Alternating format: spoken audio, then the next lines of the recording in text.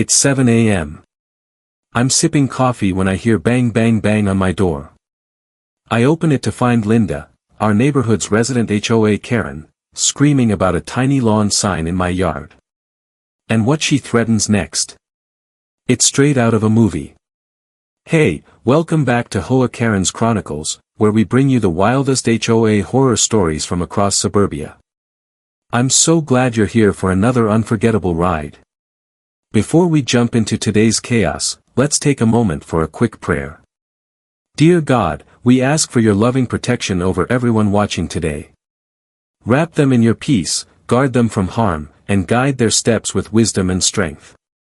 May this story inspire courage and bring us closer as a community. Amen. Now, let's get into it. Today, I'm spilling all the tea on how a 12-inch lawn sign turned my quiet suburb into a full-blown battleground. This story's got it all: a power-hungry Karen, outrageous threats, and a twist that'll leave you speechless. We're talking public meltdowns, a neighborhood uprising, and a showdown that shook the next HOA meeting to its core. Stick around to see just how far Linda went, and whether she got away with it. If you've ever dealt with an HOA nightmare, smash that like button and drop your own story in the comments. And don't forget to subscribe and hit the bell, so you never miss another crazy tale. Let's rewind for context.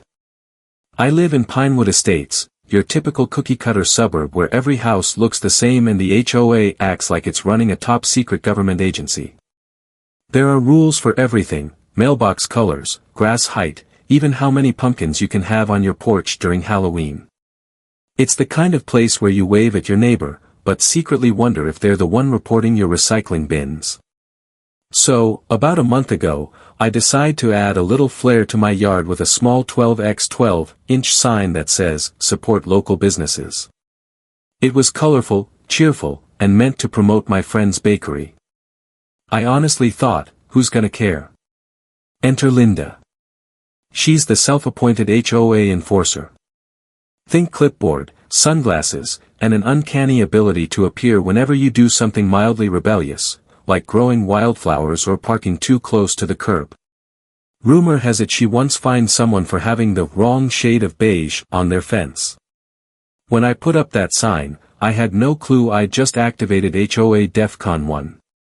2 days in, I'm enjoying a peaceful morning when I hear bang bang bang again.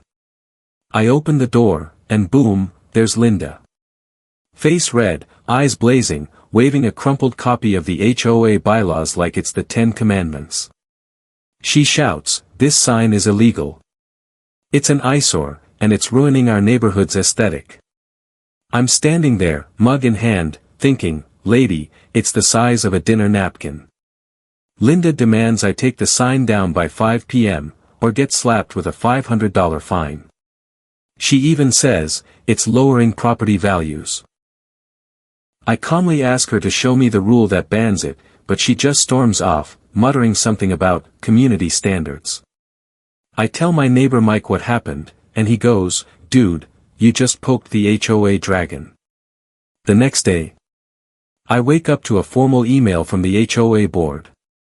Linda's filed a complaint, with photos of my sign from what must have been every possible angle. Like, is she working for CSI, Pinewood? In the group chat, neighbors are already picking sides. Mike thinks it's hilarious and says, "Keep the sign up, it's legendary."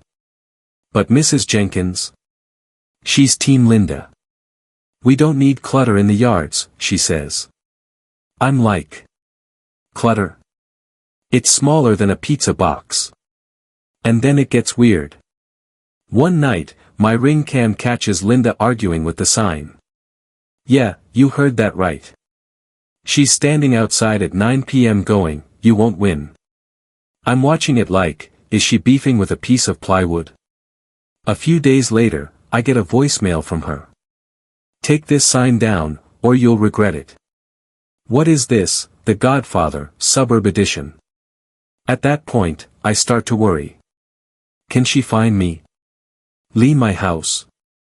I go online and fall into an HOA horror story rabbit hole. One guy got fined $10,000 for a birdhouse. I realize Linda's not just annoying, she's unhinged when she feels challenged.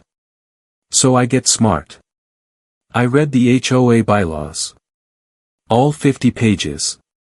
Line by line. And guess what? No rule bans signs under 15 inches.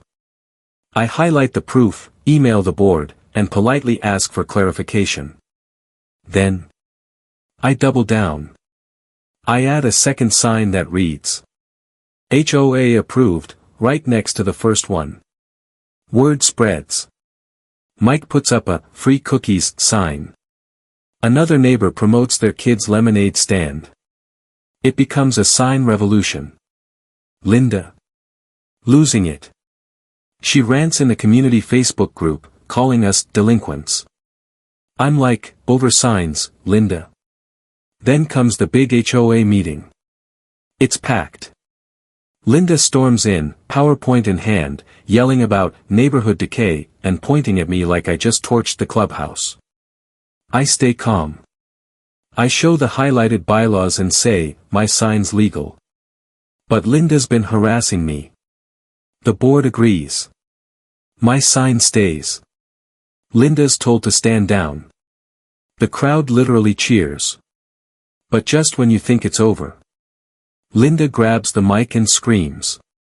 This isn't over. I'm running for HOA president, and I'll rewrite the rules. Mic drop. Room silent. She storms out like a villain in a season finale. After that, radio silence. Until a week later, when I get a letter from her lawyer claiming my sign is defamatory. I send the bylaws back with a smile, case dropped. But now it's personal. My sign's still up. The neighborhood's calmer. Mike's cookie sign is iconic. But Linda? She's watching, from her window. Always watching. And then, boom. A flyer hits my mailbox. Linda's officially running for HOA president. Her campaign slogan: stricter rules for a perfect community. If she wins, we're toast. So, is this the end? Or just the beginning? This whole saga started with a tiny sign. But it turned into a fight for freedom, for standing up to bullies who think they own the block. And while we won the battle, the war might be just starting. What would you do next? Should I run against Linda? Or just put up a bigger sign? Let me know in the comments, I read every one. And if you're team sign, hit that like button. For more wild HOA chaos, check out the playlist in the description. Make sure you're subscribed and notifications are on. Next week, I'm sharing a story about an HOA Karen who tried to shut down a kid's lemonade stand, and trust me, it gets crazier than this. Thanks for watching, and I'll catch you in the next one.